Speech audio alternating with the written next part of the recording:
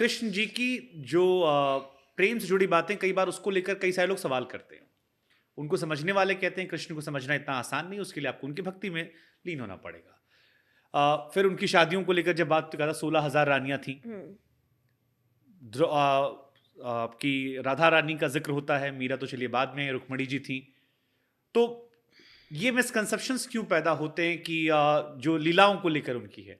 देखिए, पहला तो आप थोड़ा सा अपनी दृष्टि चेंज करें।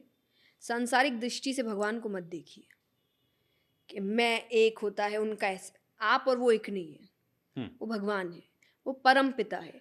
आज अधिकतर लड़कियां उनको प्रेमी की नज़र से देखती है, उनको प्राण पति कहते हैं कि सबके पति हैं वो, और वो भगवान है। नारद जी का एक प्रसंग आता है, जब नारद जी ने उनसे कहा कि 16,108 रानियां हैं आपकी, कैसे संभव कैसे है? भगवान के परीक्षा ले लो। तो नारद जी एक ही समय में हर कमरे में गए, हर कमरे में कृष्ण है। आप कर सकते हैं ये? नहीं। तो बराबरी मत करिए।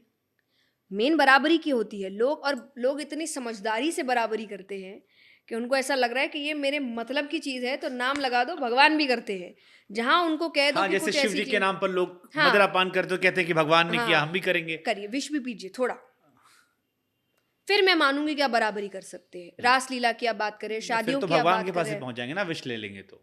एग्जैक्टली ना। तो आप पचा नहीं पाए, और अब विष छोड़िए, आप तो जो पी रहे वो भी नहीं पचा रहे। कल कहाँ मिल रहे हैं आपको नहीं पता। हम्म। उन्होंने विष ग्रहण करके वो जैसे के तैसे रहे। तो आप बराबरी कैसे कर रहे हैं भगवान के साथ?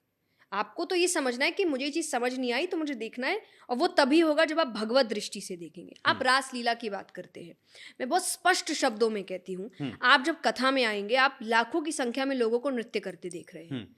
इमेजिन आप भी वहाँ आए, आपको अच्छा लगा, आपने नृत्य किया। नृत्य करते करते अचानक से शायद भगवान खुश हो जाए और वहाँ आ जाए, क्या आप नाचना छोड़ देंगे? नहीं। हाँ, मतलब नहीं। आप खुश होंगे कि दुखी होंगे? खुश होंगे। तो आपका नाचना भक्ति कैसे हो जाती है, और गोपियों का नाचना काम कैसे हो जाता है? हम्म।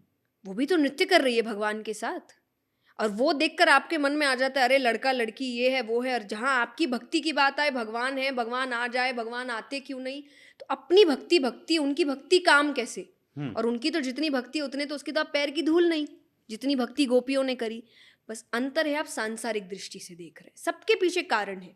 मैं नहीं कहूंगी, मैं आपको पूरा, आप श्रीमद् भागवत जाके पढ़िए, अगेन आई विल से, थोड़ी रिसर्च आप खुद करिए। हर वक्त आप दूसरों पे निर्भर मत रहिए, पर आप पढ़िए। मुझे प्रश्न करने में कोई दिक्कत नहीं है, व्यक्ति जिज्ञासा होनी चाहिए। सनातन धर्म टीचर्स यू जिज्ञासा। आपके मोस्टली सारे शास्त्र प्रश्नों से शुरू हो रहे हैं। श्रीमद् भागवतम प्रश्न से शुरू हुआ है, गीता जी प्रश्न से शुरू हुआ है।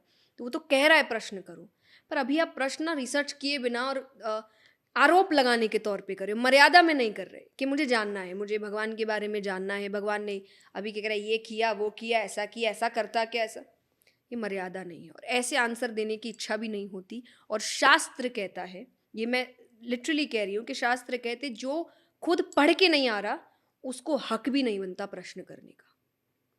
ठीक है। कि आप पहले पढ़िए, अब आप कहिए मैंने पढ़ा पर मुझे चीज़ें समझ नहीं आई, तो मुझे थोड़ा जानना है। ऐसा व्यक्ति सत्य तक पहुंचता है। लेकिन जो आरोप लगाने बैठा है, तो ये वही बात है कि आप भगवान के साथ ये नहीं कर सकते कि पहले इस्तेमाल करें फिर विश्वास करें।